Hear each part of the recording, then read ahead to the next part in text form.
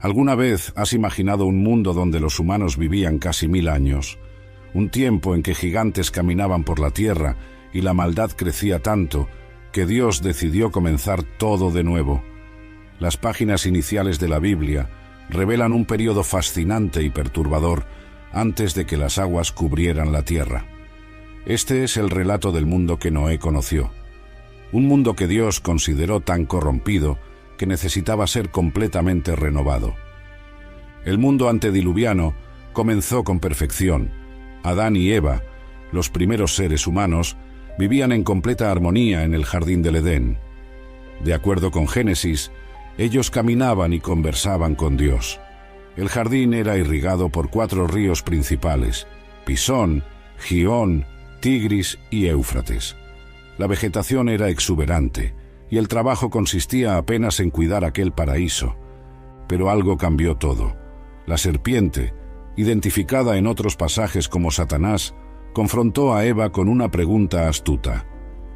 ¿Es cierto que Dios dijo: «No coman de ningún fruto de los árboles del jardín»? Eva respondió que podían comer los frutos, excepto del árbol del conocimiento del bien y del mal, bajo pena de muerte. La serpiente replicó: «Ciertamente no morirán. Dios sabe que el día que coman de ese fruto, sus ojos se abrirán, y serán como Dios, conociendo el bien y el mal». Seducida, Eva comió del fruto prohibido y ofreció a Adán, quien también comió. Por primera vez sintieron vergüenza y miedo. Se escondieron de Dios, pero Él los llamó. «¿Dónde están ustedes?». Esta desobediencia transformó completamente la realidad humana. Dios pronunció sus consecuencias: dolor en el parto para la mujer, trabajo arduo para el hombre y expulsión del jardín. La humanidad entró en una nueva fase, separada de la presencia directa de Dios y marcada por la mortalidad. Fuera del jardín, Adán y Eva comenzaron a constituir familia. Eva dio a luz a Caín y después a Abel. El texto bíblico en Génesis narra que Caín se convirtió en agricultor, mientras que Abel cuidaba rebaños. Ambos ofrecieron sacrificios a Dios.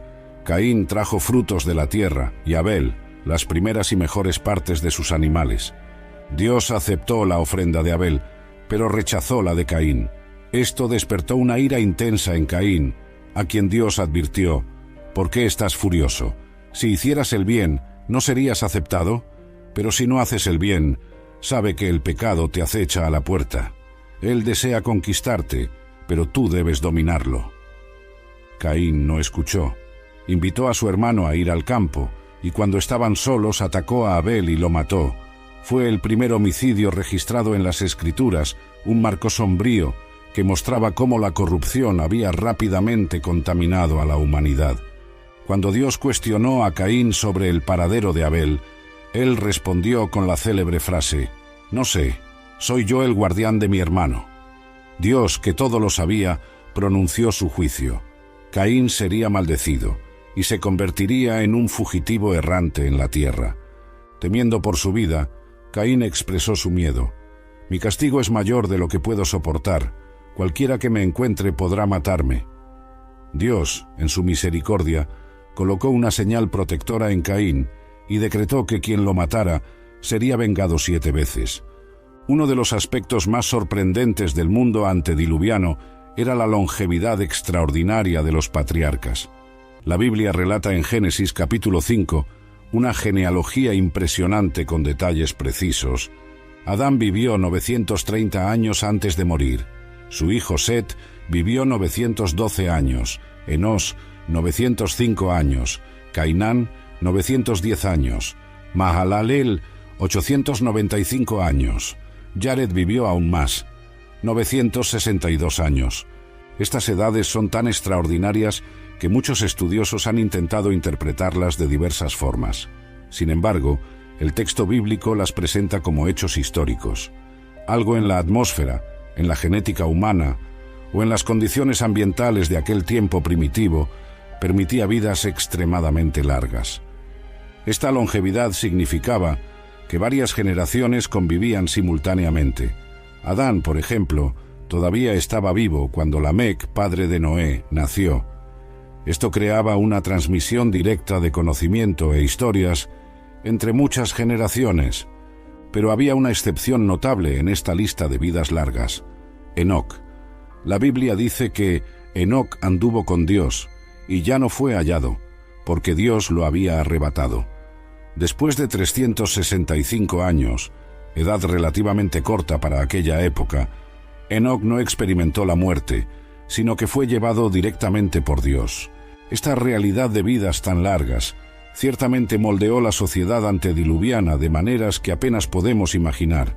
Uno de los relatos más enigmáticos de la Biblia se encuentra en Génesis 6, versículo 4. En aquellos días había nefilins en la tierra, y también después, cuando los hijos de Dios tomaron a las hijas de los hombres, y ellas les dieron hijos. Estos fueron los valientes de la antigüedad, hombres de renombre. ¿Quiénes eran estos nefilins? El texto bíblico es sucinto, pero indica que eran seres de gran estatura física, descritos como valientes y hombres de renombre. Algunas tradiciones interpretan a los hijos de Dios como ángeles caídos, otros como descendientes del linaje de Set, considerado más fiel a Dios, que se mezclaron con las hijas de los hombres, posiblemente descendientes de Caín.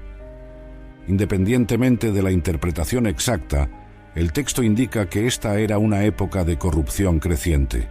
Génesis 6 continúa relatando que el Señor vio que la perversidad del hombre había aumentado en la tierra y que toda la inclinación de los pensamientos de su corazón era siempre y solamente para el mal. La violencia dominaba aquella sociedad. El versículo 13 menciona que la tierra estaba llena de violencia. Imaginen una sociedad donde las personas vivían casi 1000 años acumulando riquezas, poder y infelizmente también maldad y violencia por siglos. La corrupción alcanzó tal nivel que el texto bíblico hace una declaración impactante. El Señor se arrepintió de haber hecho al hombre sobre la tierra y su corazón se entristeció. La situación se había vuelto tan grave que Dios decidió que una intervención radical sería necesaria. En medio de este panorama sombrío de corrupción global, surge una figura de contraste. Noé, sin embargo, halló gracia a los ojos del Señor. La Biblia describe a Noé como hombre justo, íntegro entre la gente de su época, que andaba con Dios. ¿Qué significaba ser justo en aquel mundo totalmente corrompido? El texto no proporciona detalles específicos de sus acciones, pero indica que, mientras todos se entregaban a la violencia y perversidad, Noé se mantenía fiel a Dios. Noé tenía 3 hijos, Sem, Cam y Jafet. Ya era un hombre de 500 años cuando los engendró, según el relato bíblico. Nuevamente vemos la longevidad característica de aquella época. La decisión divina fue comunicada a Noé.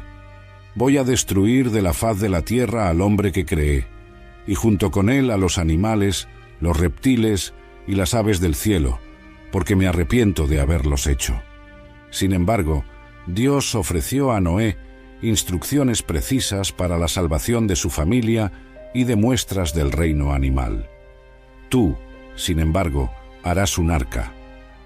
Las especificaciones del arca eran detalladas: madera de ciprés, calafateada con betún por dentro y por fuera, con 300 codos de longitud, 50 de anchura y 30 de altura. Debería tener un techo con un espacio de 1 codo de altura entre sus paredes y el techo. La entrada debería quedar en uno de los lados, y el arca tendría 3 pisos. Noé recibió no solo instrucciones para construir el arca, sino también la promesa de una alianza. Pero contigo estableceré mi alianza. Construir una embarcación en las dimensiones ordenadas por Dios era una tarea monumental. Considerando el codo como aproximadamente 45 centímetros, el arca mediría cerca de 135 metros de longitud, 22 metros y medio de anchura y 13 metros y medio de altura. La Biblia no entra en detalles sobre el proceso de construcción, pero podemos deducir que llevó décadas. Noé, ya avanzado en edad, presumiblemente contó con la ayuda de sus 3 hijos y tal vez de trabajadores contratados. Imaginen la escena: un hombre construyendo un enorme barco en tierra firme, posiblemente lejos de cualquier masa significativa de agua. El texto no menciona las reacciones de las personas, pero es razonable suponer que Noé enfrentó escarnio y ridiculización. Hebreos 11, en el Nuevo Testamento, añade que Noé construyó el arca movido por santo temor, siendo heredero de la justicia que viene por la fe. La madera de ciprés fue elegida probablemente por su resistencia y durabilidad. El betún serviría como impermeabilizante. La estructura de 3 pisos permitiría la acomodación adecuada de los diversos tipos de animales y provisiones. Durante todo ese tiempo, mientras martillaba y serraba, Noé probablemente alertaba a sus contemporáneos sobre el juicio venidero. Segunda Pedro 2, versículo 5, se refiere a Noé como predicador de la justicia. Sus esfuerzos en la construcción del arca eran un testimonio vivo de su fe en las palabras de Dios. A medida que la estructura tomaba forma, se convertía en un monumento a la fe de un hombre que creía en Dios contra todas las evidencias visibles, en un mundo que continuaba su rutina como si el mañana estuviera garantizado. Las instrucciones divinas incluían no solo la salvación de Noé y su familia, sino también de representantes del reino animal. Dios ordenó: haz entrar en el arca una pareja de cada especie de seres vivos, macho y hembra, para conservarlos vivos contigo, de cada especie de ave, de cada especie de animal grande y de cada especie de animal pequeño que se mueve pegado al suelo, vendrá una pareja a ti para que sean conservados vivos. Posteriormente, Dios especificó aún más: 7 parejas de cada especie de animal limpio, apropiado para sacrificio, y de aves, pero solo una pareja de los animales impuros. Muchos cuestionan cómo tantos animales podrían caber en un solo barco. Estudios sugieren que el arca tenía capacidad suficiente si consideramos especies conforme a la definición bíblica, posiblemente más amplia que nuestra clasificación científica moderna. Y si muchos animales eran jóvenes o menores, la Biblia no explica cómo los animales llegaron hasta el arca, solo afirma que vinieron a Noé y entraron en el arca. Esto sugiere una migración sobrenatural, orientada por Dios, sin que Noé necesitara capturarlos. Noé también recibió instrucciones para almacenar alimentos. Almacena todo tipo de alimento para ti y para ellos. Imaginen las reservas necesarias para alimentar a tantos animales durante un período prolongado. Granos, frutas secas, heno, vegetación preservada. La logística era inmensa. La preparación de estos suministros debe haber sido una tarea adicional gigantesca para Noé y su familia, demostrando su compromiso total con el plan divino en todos los detalles. Después de décadas de preparación, el momento llegó. Noé tenía 600 años cuando las aguas del diluvio vinieron sobre la tierra, conforme al relato bíblico en Génesis 7, versículo 10. Pasados 7 días, las aguas del diluvio vinieron sobre la tierra. El texto describe con precisión cronológica: en el año 600 de la vida de Noé, en el día 17 del segundo mes, en aquel día se rompieron todas las fuentes del gran abismo, y las compuertas del cielo se abrieron. La catástrofe no vino solo como lluvia, sino también como una convulsión geológica. Las fuentes del gran abismo se rompieron, sugiriendo inundaciones, tsunamis o incluso alteraciones tectónicas profundas. La Biblia relata: la lluvia cayó sobre la tierra durante 40 días y 40 noches. Este no era un temporal común, sino una inundación catastrófica global. Noé, su esposa, sus 3 hijos, Sem, Cam y Jafet, y las esposas de ellos entraron en el arca.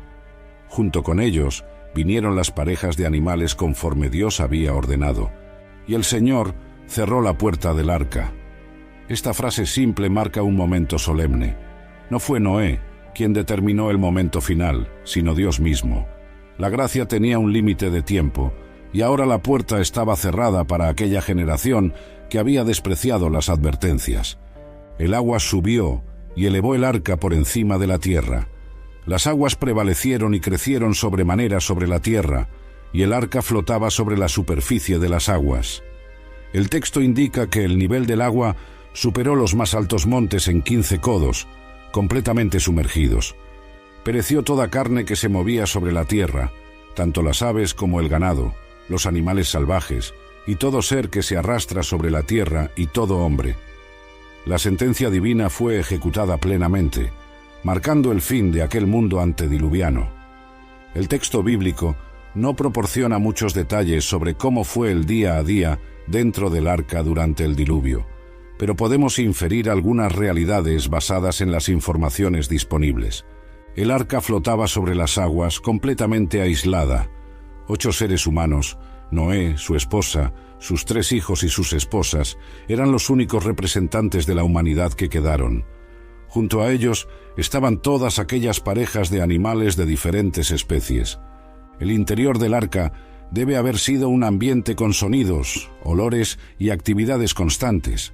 El mantenimiento de los animales exigía trabajo diario, alimentación, limpieza, cuidados. Los compartimentos mencionados en la descripción de la construcción probablemente ayudaban a organizar los diferentes tipos de criaturas. No había cómo saber cuánto tiempo duraría aquel confinamiento. Aunque Dios hubiese revelado que llovería por 40 días y 40 noches, no había información sobre cuánto tiempo las aguas permanecerían cubriendo la tierra. Imaginen la fe necesaria para Noé y su familia. Afuera, todo lo que conocían estaba sumergido. Todos los que habían ridiculizado a Noé ahora habían perecido. No había señal de tierra en ninguna dirección. Las comidas en el arca probablemente seguían una rutina. Las provisiones almacenadas necesitaban ser administradas con cuidado, sin saber exactamente cuánto tiempo deberían durar. El balanceo constante de la embarcación sobre las aguas turbulentas, los sonidos de los animales, la oscuridad quebrada apenas por alguna iluminación que pudieran haber provisto, el espacio limitado para 8 personas, todas estas condiciones exigían paciencia, cooperación y fe continua. La Biblia no menciona conflictos entre los ocupantes humanos del arca, sugiriendo que, a pesar de las condiciones desafiantes, la familia de Noé se mantuvo unida en propósito y fe durante este periodo extraordinario. Después de 40 días y 40 noches de lluvia incesante, las precipitaciones finalmente cesaron. Sin embargo, esto no significó el fin inmediato de la prueba. El texto bíblico relata: las aguas dominaron sobre la tierra durante 150 días. Imaginen el paisaje visto desde dentro del arca, un océano interminable en todas las direcciones, sin cualquier señal de tierra. Los antiguos continentes y montañas, ciudades y bosques, todo estaba completamente sumergido. Génesis 8 relata: Dios hizo soplar un viento sobre la tierra y las aguas comenzaron a bajar. Este viento divino inició el proceso de evaporación y retroceso de las aguas. Un momento significativo ocurrió cuando el arca se posó sobre los montes de Ararat, en la región que hoy corresponde a Turquía oriental. Este no fue el fin de la jornada, pero la primera señal de que las aguas estaban de hecho retrocediendo. La Biblia marca con precisión la cronología. En el primer día del 10º mes aparecieron las cimas de los montes. Gradualmente, más evidencias de la tierra resurgían. Noé implementó un sistema para verificar las condiciones externas. Después de 40 días, Noé abrió la ventana que había hecho en el arca y soltó un cuervo. Esta ave volaba de un lado a otro, pero no proporcionó a Noé la información que buscaba sobre el estado de la tierra. A continuación, soltó una paloma para ver si las aguas habían disminuido de la superficie de la tierra. En el primer intento, la paloma regresó, indicando que aún no había lugar seco para posarse.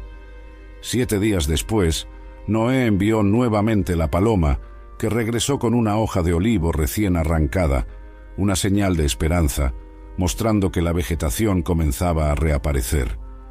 Después de otros 7 días, la paloma fue soltada por tercera vez y no regresó, indicando que había encontrado hábitat adecuado fuera del arca. Este periodo de espera y verificación gradual demuestra la prudencia de Noé. Incluso después de ver las cimas de las montañas, esperó pacientemente las señales divinas para dejar la seguridad del arca. Finalmente, después de más de 1 año dentro del arca, llegó el momento de salir. Dios ordenó a Noé: «Sal del arca, tú y tu mujer, tus hijos y las mujeres de ellos. Haz salir también a todos los seres vivos que están contigo, las aves, los grandes animales terrestres y los pequeños animales que se mueven pegados al suelo. Hazlos salir para que se esparzan por la tierra, sean fértiles y se multipliquen. La salida del arca debe haber sido un momento extraordinario. Los 8 seres humanos que habían sobrevivido al diluvio pisaron en un mundo transformado, lavado por el juicio divino. La primera acción de Noé al salir fue significativa. Construyó un altar dedicado al Señor y tomando algunos animales y aves puros, los ofreció como holocausto en el altar. Este acto de adoración y agradecimiento muestra la prioridad espiritual de Noé, reconociendo la salvación divina antes de cualquier otra consideración. La respuesta de Dios fue igualmente significativa. El Señor sintió el aroma agradable y dijo en su corazón: «Nunca más maldeciré la tierra por causa del hombre, pues las inclinaciones de su corazón son malas desde la infancia. Y nunca más destruiré a todos los seres vivos, como hice esta vez». Dios estableció entonces una alianza con Noé, prometiendo que, mientras dure la tierra, no dejarán de existir siembra y cosecha, frío y calor, verano e invierno, día y noche. Como señal visible de esta alianza, Dios colocó el arco iris en las nubes.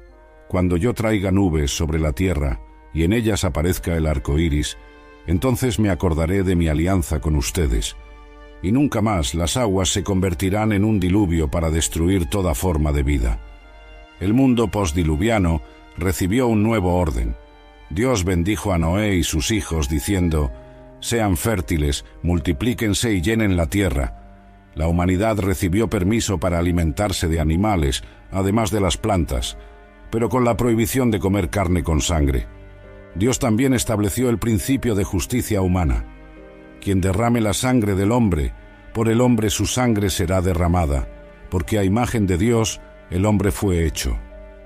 Después del diluvio, la recuperación de la población humana comenzó con los 3 hijos de Noé, Sem, Cam y Jafet. La Biblia afirma: «Fueron los 3 hijos de Noé que salieron del arca, y a partir de ellos toda la tierra fue poblada».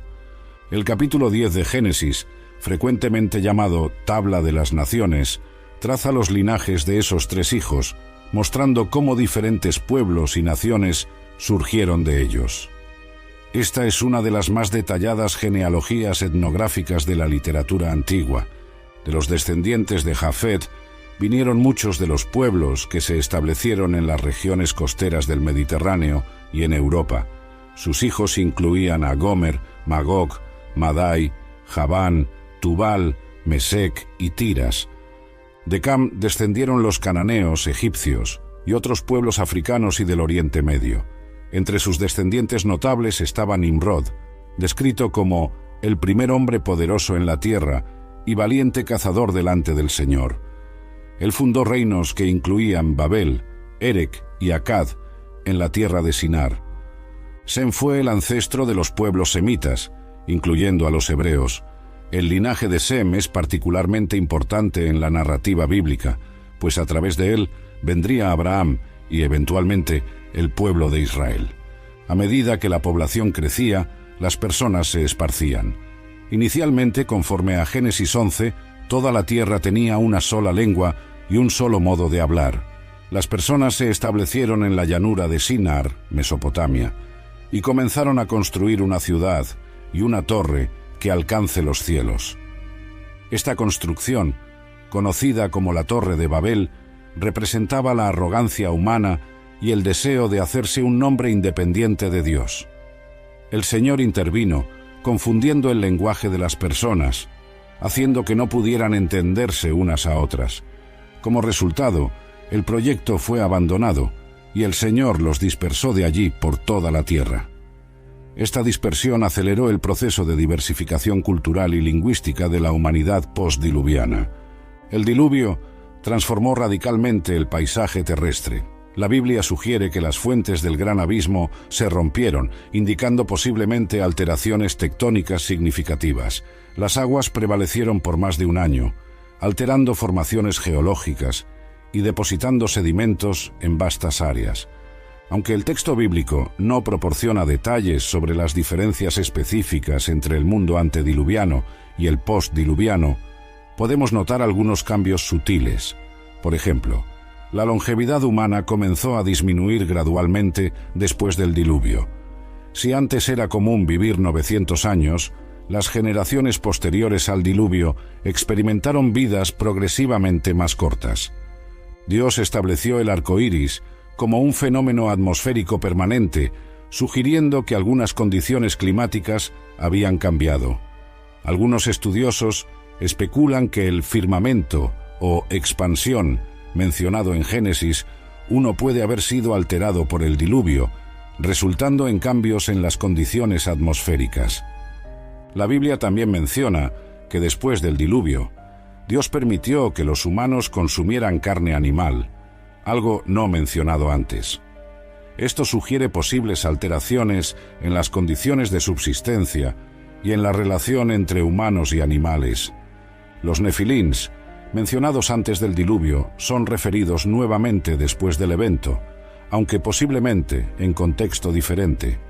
Números 13, versículo 33, menciona nefilins entre los habitantes de Canaán, vistos por los espías israelitas. Tradiciones de un gran diluvio aparecen en culturas alrededor del mundo, con notables similitudes con el relato bíblico, sugiriendo una posible memoria colectiva de este evento catastrófico. Fósiles encontrados en todo el mundo frecuentemente muestran evidencias de muerte y sepultura rápida en capas sedimentarias, consistentes con un evento de inundación catastrófica, aunque la interpretación de estos hallazgos sea objeto de debate científico. El diluvio representa uno de los ejemplos más dramáticos del juicio divino en la Biblia. Segunda, Pedro 2, versículo 5, se refiere al evento como un ejemplo del juicio de Dios sobre la impiedad, cuando Él no perdonó al mundo antiguo, sino que preservó a Noé, predicador de la justicia, y a otras 7 personas, cuando trajo el diluvio sobre el mundo de los impíos. Jesús hizo referencia al diluvio como un ejemplo del juicio venidero. Como fue en los días de Noé, así será en la venida del Hijo del Hombre, pues en los días anteriores al diluvio la gente vivía comiendo y bebiendo, casándose y dándose en casamiento, hasta el día en que Noé entró en el arca, y no percibieron nada hasta que vino el diluvio y se los llevó a todos. Así será en la venida del Hijo del Hombre. Mateo 24, versículos 37 a 39. Este pasaje destaca una importante lección del diluvio. El juicio divino frecuentemente viene cuando las personas están viviendo sus vidas normales, inconscientes de la inminente intervención divina. Otra lección significativa es la paciencia de Dios. Primera Pedro 3, versículo 20. Menciona que Dios esperó pacientemente en los días de Noé mientras el arca estaba siendo construida. La construcción del arca probablemente llevó décadas, ofreciendo amplia oportunidad para el arrepentimiento.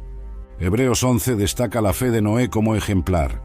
Por la fe Noé, cuando fue advertido sobre cosas que aún no se veían, movido por santo temor, construyó un arca para salvar a su familia. Por medio de la fe, él condenó al mundo y se convirtió en heredero de la justicia que viene por la fe. La historia del diluvio también ilustra el principio de que Dios juzga el pecado, pero provee medios de salvación para los que confían en Él. El arca se convirtió en un símbolo de esta verdad, prefigurando la salvación en Cristo. Finalmente, la alianza de Dios con Noé, después del diluvio, demuestra la gracia divina y el compromiso con la preservación de la creación, a pesar de la continua inclinación humana hacia el mal. Intentar reconstruir cómo era el mundo antediluviano basándose estrictamente en el texto bíblico es un ejercicio limitado, pues la Biblia proporciona apenas vislumbres de aquella era. Sin embargo, esos vislumbres son fascinantes. La tecnología en el mundo antediluviano parece haber sido significativamente desarrollada. Ya en la 7ª generación después de Adán, la Biblia menciona a Tubal-Caín como artífice de todo instrumento cortante, de bronce y de hierro. Génesis 4, versículo 22. Esto sugiere metalurgia avanzada. Jubal, hermano de Tubal-Caín, es descrito como el padre de todos los que tocan arpa y flauta, indicando desarrollo musical. La construcción del arca por Noé demuestra conocimientos avanzados de carpintería e ingeniería. Crear una embarcación estable de aquellas dimensiones exigía comprensión sofisticada de principios estructurales. La larga vida de las personas de aquella época permitiría acumulación de conocimiento y habilidades a lo largo de siglos, potencialmente resultando en avances significativos. La Biblia menciona que había nefilins en la tierra en aquellos días y los describe como héroes de la antigüedad, hombres famosos. Aunque el texto no proporciona detalles específicos sobre estos seres, su presencia sugiere un mundo significativamente diferente del nuestro. El texto bíblico afirma que la tierra estaba corrompida a los ojos de Dios y llena de violencia. Esta descripción sugiere una sociedad donde la agresión y la inmoralidad se habían convertido en la norma, no la excepción. Génesis 6, versículo 5, ofrece una evaluación sombría. El Señor vio que la maldad del hombre había aumentado en la tierra y que toda la inclinación de los pensamientos de su corazón era siempre y solamente para el mal. Esta corrupción moral generalizada caracterizaba a aquella civilización antediluviana. La ausencia de naciones organizadas conforme las conocemos hoy también es notable. El mundo antes del diluvio parece haber sido gobernado más por clanes familiares y estructuras tribales, con figuras patriarcales ejerciendo autoridad sobre sus extensos linajes. Después del diluvio, Dios estableció un nuevo pacto con Noé y su familia que incluía promesas específicas para la tierra renovada. Mientras dure la tierra, no dejarán de existir siembra y cosecha, frío y calor, verano e invierno, día y noche. Esta promesa garantizaba estabilidad a los ciclos naturales, proporcionando seguridad para la reconstrucción de la civilización humana. La agricultura podría ser practicada con la confianza de que las estaciones se sucederían regularmente. Dios también estableció una nueva relación entre humanos y animales. El temor y el miedo de ustedes estarán sobre todos los animales de la tierra, sobre todas las aves del cielo, sobre todo lo que se mueve por el suelo y sobre todos los peces del mar. Ellos están entregados en las manos de ustedes. Adicionalmente, fue concedido permiso para el consumo de carne animal. Todo lo que vive y se mueve les servirá de alimento. Así como les di los vegetales, ahora les doy todas las cosas. Este cambio en la dieta humana sugiere alteraciones en las condiciones ambientales o en las necesidades nutricionales post-diluvio. Sin embargo, había una restricción importante: pero no coman carne con su sangre, que es su vida. Este mandamiento establecía un principio de respeto por la vida, incluso cuando los animales eran usados para alimentación. Otro principio fundamental establecido fue la protección de la vida humana. Quien derrame sangre del hombre, por el hombre su sangre será derramada, porque a imagen de Dios el hombre fue hecho. Esta directriz establecía las bases para sistemas de justicia humana. La tierra post-diluviana testificó el inicio de nuevos emprendimientos. Noé comenzó a cultivar la tierra y plantó una viña, indicando la reanudación de la agricultura y la viticultura. Los descendientes de Noé se multiplicaron rápidamente. Las genealogías en Génesis 10 muestran una explosión poblacional y la fundación de diversos pueblos y ciudades. Esta renovación poblacional cumplía el mandamiento divino: sean fértiles, multiplíquense y llenen la tierra. Aunque el diluvio marcó una ruptura decisiva con el mundo antediluviano, ciertos patrones humanos persistieron, mostrando que, a pesar de la catástrofe purificadora, la naturaleza humana permanecía fundamentalmente la misma. El incidente involucrando a Noé y su hijo Cam lo ilustra. Después de plantar una viña y producir vino, Noé bebió del vino, se embriagó y quedó desnudo dentro de su tienda. Cam vio la desnudez de su padre y contó a sus hermanos, mientras que Sem y Jafet respetuosamente cubrieron a su padre sin mirar hacia él. Cuando Noé despertó y supo lo ocurrido, pronunció una maldición sobre Canaán, hijo de Cam, y bendiciones sobre Sem y Jafet, Este episodio demuestra que, incluso en una familia que había testificado directamente el juicio divino, problemas relacionados con respeto, honor y relaciones familiares persistían. La construcción de la Torre de Babel, en Génesis 11, representa otro ejemplo de cómo antiguos patrones de orgullo y rebelión contra Dios resurgieron rápidamente. Vamos a construir para nosotros una ciudad, con una torre que alcance los cielos. Así haremos un nombre para nosotros, y no seremos esparcidos por la faz de la tierra. Este proyecto claramente contrariaba el mandato divino de llenar la tierra, revelando la continuidad de la tendencia humana a la desobediencia. La respuesta divina fue confundir las lenguas, forzando la dispersión que los constructores intentaban evitar. La longevidad humana, aunque todavía extraordinaria por los estándares actuales, comenzó a disminuir gradualmente después del diluvio. Si comparamos las edades registradas en Génesis 5, antes del diluvio, con las de Génesis 11, después del diluvio, notamos un declive progresivo, de 900 años a cerca de 200 años, a lo largo de varias generaciones.